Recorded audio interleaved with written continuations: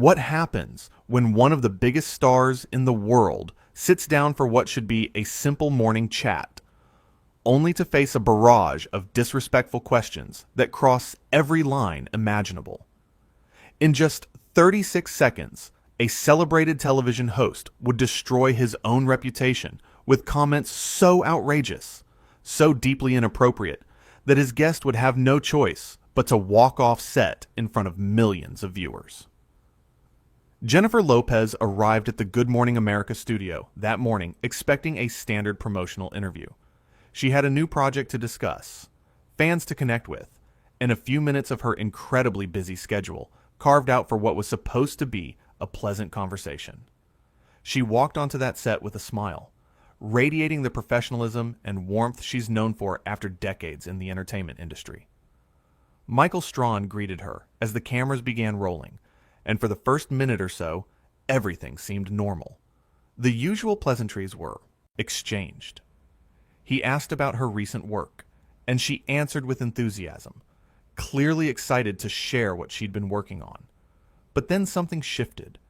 You could see it in his posture, in the way he leaned back in his chair with a smirk that suggested he had something planned, something he thought would make for great television. "So, Jennifer," he began, and there was already an edge to his voice that hadn't been there moments before. "A lot of people have been talking about your personal life lately." Jennifer's smile remained, though it tightened just slightly at the corners. "Well, I'm here to talk about my work, actually," she responded, her tone still friendly, but with a hint of redirection. She was giving him an out, a chance to steer back to professional territory. But Strahan didn't take it. Instead, he pressed forward. Sure, but you have to admit, your relationships have always been a big part of your public image. Some might say you're better known for who you're dating than what you're actually doing career-wise." The air in the studio changed instantly. The crew members glanced at each other. This wasn't a typical interview question. This was a jab, thinly veiled as journalism. Jennifer's expression shifted from warm to guarded. "I think that's pretty disrespectful, Michael," she said calmly, maintaining her composure. "I've been in this industry for over 30 years. I've sold millions of records, starred in dozens of films, built businesses, and created opportunities for other artists. To reduce all of that to gossip about my dating life is incredibly dismissive." Any reasonable person would have apologized at this point, would have acknowledged they'd overstepped and moved the conversation forward. But Strahan, whether driven by ego or a misguided belief that controversy makes for compelling content, doubled down instead. "Come on, don't be so sensitive," he said, actually chuckling as if her legitimate grievance was somehow amusing. "You put your life out there. You can't be upset when people talk about it. That's the game, right? You use your relationships for publicity, and then get mad when someone asks about them." Jennifer's jaw tightened. Her hands, which had been relaxed in her lap, now gripped the arms of her chair. "Excuse me," she said, her voice lower now, more controlled, but with steel underneath. "Are you seriously suggesting that my personal relationships are publicity stunts? That I use the people I care about for attention?" "I'm just saying what everyone's thinking," Strahan continued, and now his tone had shifted to something almost condescending, as if he were explaining something obvious to a child. "You're always in the tabloids with someone new. It's a pattern, and patterns usually mean strategy." The audacity of this statement hung in the air. Here was a man on national television suggesting that one of the most successful entertainers in the world was fabricating her personal life for fame, as if she needed such tactics, as if her talent and work ethic weren't enough. Jennifer sat perfectly still for a moment, processing what she just heard. "Michael," she began, and her voice was remarkably steady given the circumstances. "I came here as a courtesy. I came here to talk about my work, to connect with people who support me, and to share something I'm proud of.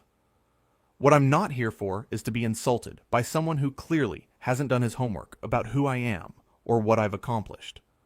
But Strahan wasn't backing down. If anything, he seemed energized by the tension, perhaps mistaking conflict for good television. "Oh, I've done my homework, he shot back. Everyone knows your story. Multiple marriages, multiple engagements, always a new romance making headlines. At some point, you have to ask yourself if maybe the problem isn't everyone else. The collective gasp from the crew was almost audible. This had gone from inappropriate to cruel. He was essentially calling her the problem in her own relationships, suggesting some fundamental flaw in her character, and doing it all with cameras rolling and millions watching. It was character assassination disguised as conversation. Jennifer's face went from controlled frustration to something else entirely. This wasn't just anger. This was the look of someone realizing they were sitting across from a person with no boundaries, no respect, and no intention of treating them with basic human dignity. She took a breath, and when she spoke again, her voice was quiet but clear. You know what, Michael? I've sat through difficult interviews before. I've handled tough questions, critical press, people who wanted to provoke me or get a reaction. But what you're doing right now isn't journalism. It's not even entertainment. It's just mean. And it's coming from a place of something I can't quite figure out. But it definitely isn't professionalism. Strahan leaned forward, his expression morphing into something that looked like fake concern, the kind of look someone gives when they're pretending to be sincere. Jennifer, I think you're overreacting. These are legitimate questions that your fans want answers to. My fans? Jennifer repeated, and now there was a hint of disbelief in her voice. My fans love and support me. They don't need you to attack me on their behalf. And these aren't legitimate questions, Michael. These are insults wrapped in questions. There's a difference, and if you can't see that, then maybe you shouldn't be sitting in that chair. The tension was suffocating now. Other hosts at the desk looked uncomfortable, unsure whether to intervene or stay silent. The producers off camera were likely panicking, trying to figure out how to salvage what had become a disaster. But Strahan, incredibly, kept going. I think you're being defensive because there's truth to what I'm saying, he stated, his voice taking on an almost accusatory tone now. Successful women in this industry usually have thick skin. They can handle a little pushback without falling apart. And there it was, the implication that she was weak, that her objection to being disrespected was somehow a character flaw, that standing up for herself meant she couldn't handle criticism. It was gaslighting in real time, an attempt to make her reasonable response seem unreasonable. Jennifer stood up, not dramatically, not with a flourish, but with the quiet dignity of someone who knows their worth and refuses to be diminished. I'm not falling apart, Michael, she said, looking directly at him. I'm making a choice.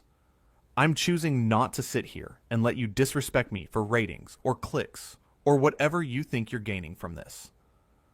I've worked too hard and come too far to let anyone, including you, treat me like I'm less than what I am. She reached up and removed her microphone, the small clip making a soft sound as it detached. Strahan's expression shifted then, as if he was only now realizing that this wasn't going according to whatever script he'd imagined. Jennifer, come on. Sit back down. Let's talk about this like adults. She paused and looked at him one more time. Adults show each other respect, Michael. They don't mock each other's personal lives. They don't make cruel implications about their character, and they certainly don't try to manipulate someone into accepting bad treatment by calling them sensitive. I'm an adult. That's exactly why I'm leaving. The camera operators didn't know where to point their equipment. Do you keep filming? Do you cut away? This was unprecedented, a complete breakdown of the standard morning show format. Jennifer began walking off the set, her heels clicking against the floor, each step an assertion of her boundaries and self-respect. Strahan called after her, and now his voice had a different quality, something almost desperate. We still have 8 minutes left in the segment. Jennifer didn't turn around. She didn't need to. Her point had been made. One of the producers rushed over to Strahan, whispering urgently, probably trying to figure out how to fill the sudden void in their programming. Another staff member followed Jennifer off set, likely apologizing profusely, understanding that their show had just committed a massive blunder. Back at the desk, Strahan tried to recover, attempting to address the camera with some semblance of normalcy. Well, clearly Jennifer had somewhere else to be, he said, attempting a joke that fell completely flat. The other hosts beside him looked mortified, their expressions revealing what everyone was thinking. This was bad, really bad, and it was entirely his fault. What had started as a routine celebrity interview had devolved into a masterclass in how not to treat a guest, how not to conduct an interview, and how not to behave as a professional. Strahan had apparently believed that he could say whatever he wanted, cross whatever lines he chose, and his position as host would protect him from consequences. He'd believed that Jennifer would simply sit there and take it, that she would prioritize the show over her own dignity. He'd been wrong. The beautiful thing about Jennifer's exit was its simplicity. She didn't scream, didn't throw anything, didn't create a scene in the dramatic sense. She simply exercised her right to leave a situation where she wasn't being treated with basic respect. It was powerful precisely because it was calm, because it showed that you don't have to accept mistreatment just because someone has a microphone and a camera. In the final moments before she disappeared backstage, Jennifer's posture remained perfect, her head held high. There was no defeat in her departure, only dignity. She'd given Strahan multiple chances to correct course, multiple opportunities to steer the interview back to respectful territory. She'd been patient and professional, even as he became increasingly inappropriate. And when it became clear that he had no intention of treating her properly, she made the only choice that respected both her time and her worth. Strahan sat at that desk, trying to transition to the next segment, but the energy was gone. The show had imploded, and everyone watching knew exactly who was responsible. He'd had one of the biggest stars in the world sitting across from him, ready to give a great interview, ready to be charming and engaging, and give the audience exactly what they tuned in for. Instead, he'd chosen to be antagonistic, to demean her, to suggest that her accomplishments were overshadowed by tabloid fodder and that her personal life was some kind of calculated publicity strategy. It was a staggering display of poor judgment, made worse by his refusal to back down even when given multiple chances. Each question had been worse than the last, each comment more insulting. He'd treated her personal relationships, her marriages, her life as if they were material for his entertainment rather than real experiences belonging to a real person. And when she'd objected, he'd tried to paint her objection as oversensitivity rather than the completely reasonable response it was. The worst part was the gaslighting, the suggestion that her reaction was the problem rather than his behavior. That particular tactic, trying to convince someone that their justified anger is actually them being dramatic or difficult, is especially insidious. It's an attempt to maintain power by making the other person question their own judgment. Jennifer didn't fall for it. She knew what she'd experienced, knew what had been said to her, and knew she deserved better. As the show cut to commercial, the damage was done. The interview that was supposed to promote Jennifer's work, that was supposed to be a positive moment for both the guest and the show, had instead become a cautionary tale. It showed what happens when ego overrides. Professionalism. When a host forgets that their job is to facilitate conversation, not to attack their guests for sport. Jennifer's choice to walk away was radical in its simplicity. In an industry where celebrities are often expected to endure all manner of inappropriate questions and comments with a smile, where speaking up is frequently portrayed as being difficult or high maintenance, she'd drawn a clear line. She'd shown that there's nothing wrong with removing yourself from a hostile situation, that staying and tolerating disrespect isn't strength, but rather a betrayal of self. For Strahan, the realization was likely setting in that he'd made a catastrophic error. You don't insult someone of Jennifer's stature and walk away unscathed. You don't treat a guest poorly on live television and expect there to be no consequences.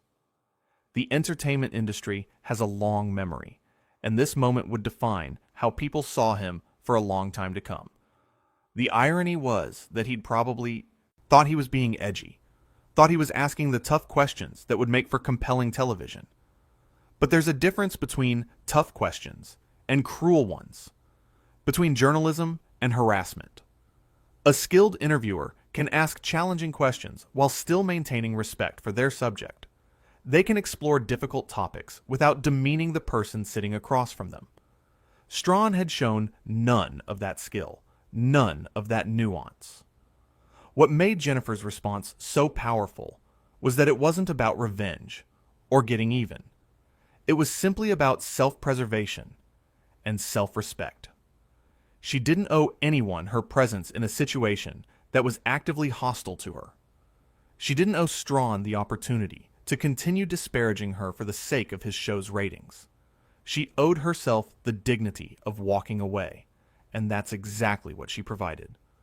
The segment had started with such promise. A beloved entertainer, a popular morning show, a chance for connection and promotion. It should have been easy. All Strahan had to do was be respectful, ask about her work, maybe throw in one or two personal questions that were tasteful and relevant. Instead, he'd chosen aggression, chosen to frame her entire career through the lens of her romantic relationships, chosen to suggest she was somehow less legitimate because of tabloid coverage she didn't even control. Every step Jennifer took toward that exit was a statement. It said that her time was valuable. It said that her dignity was non-negotiable. It said that being a public figure doesn't mean accepting abuse as part of the job description. And most importantly, it said that sometimes the most powerful thing you can do is simply refuse to participate in your own degradation. The cameras had captured it all. The initial warmth, the gradual shift in tone, the mounting tension, the multiple chances given and wasted, and finally, the quiet but definitive exit. It was all there for anyone to see. A complete record of how an interview can go wrong when one person decides that creating conflict is more important than creating conversation. Strahan's attempts to justify or minimize his comments, both during and after Jennifer began to leave, only made things worse. They revealed someone who either genuinely didn't understand what he'd done wrong or who understood perfectly, but was too proud to admit it. Either way, it didn't matter.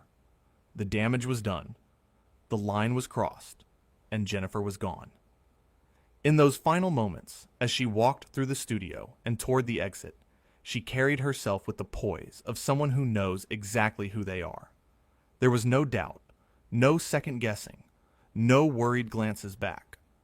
She'd made her decision based on how she was being treated, and she was comfortable with that decision. That kind of clarity, that kind of self-assurance comes from decades of experience, from knowing your worth and refusing to negotiate it. The show would go on, but it would go on without her.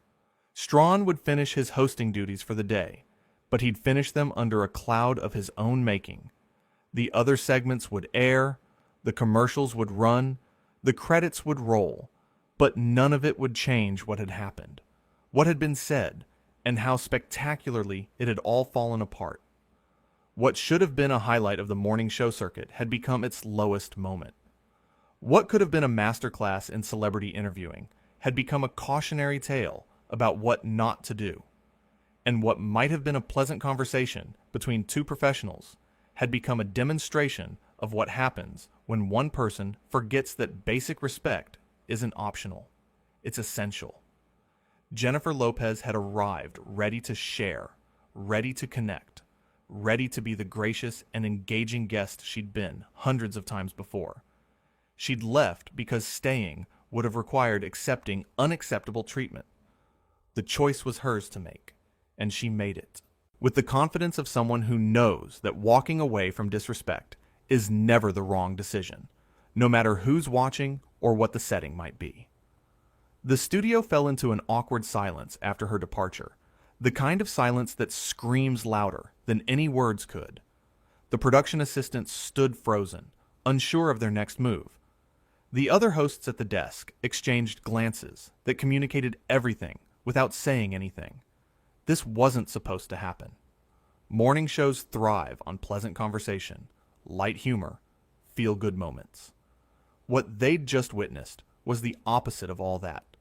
Strahan's co-hosts tried to help him save face, one of them offering a weak smile and saying something about moving on to the next topic. But their efforts felt hollow because everyone knew what they'd just seen. They'd watched a host systematically dismantle what should have been an easy, enjoyable interview through sheer arrogance and poor judgment. What made the whole thing even more striking was the contrast between the two people involved. Jennifer had maintained her composure throughout, even as she was being provoked. She'd responded to each inappropriate comment with measured words, giving Strahan chance after chance to correct his behavior. Strahan, on the other hand, had started with subtle jabs and escalated to outright character attacks, showing less control with each passing minute. The audience watching at home had seen it all unfold in real time. They'd watched someone they admired being treated poorly, and they'd watched her handle it with grace before making the decision to leave. That kind of authenticity resonates in ways that scripted television never can. For Jennifer, walking off that set was about more than just one bad interview. It was about setting a precedent, about showing that tolerance for mistreatment has limits. In an industry where public figures often endure uncomfortable situations for the sake of publicity, her willingness to simply say no and leave was almost revolutionary. The thing about boundaries is that they only work if you're willing to enforce them. Jennifer had verbally established her boundaries multiple times during the interview. When Strahan repeatedly violated those boundaries, she enforced them in the most definitive way possible by removing herself. It was a lesson in self-advocacy that went far beyond celebrity drama. Back at the desk, Strahan had to continue hosting as if nothing had happened, as if he hadn't just driven away one of the most famous people in the world. The show must go on, as they say, but going on doesn't mean forgetting. The viewers wouldn't forget. The industry wouldn't forget. The countdown to her exit had started the moment he made that first dismissive comment. Every subsequent remark had been another step toward the inevitable conclusion. It was like watching a slow-motion disaster, where you could see the crash coming, but couldn't stop it, because the person in control refused to change course. Jennifer's measured responses throughout showed someone who understood exactly what was happening. She could have matched his hostility. She could have made a bigger scene, but she didn't. Instead, she took the high road, maintained her dignity, and simply removed herself when it became clear that respect wasn't going to be forthcoming. The power dynamic in that interview room had been interesting to observe. On paper, Strahan had the power. He was the host. It was his show. But Jennifer had shown that real power comes from self-respect and the willingness to walk away when a situation isn't serving you. She didn't need his show or his approval, and that independence gave her all the power she needed. As she disappeared from view, she left behind a studio full of people processing what had just occurred. Some were probably angry at Strahan for creating such a mess. Some were probably worried about the fallout. Some were probably just shocked that it had escalated so quickly.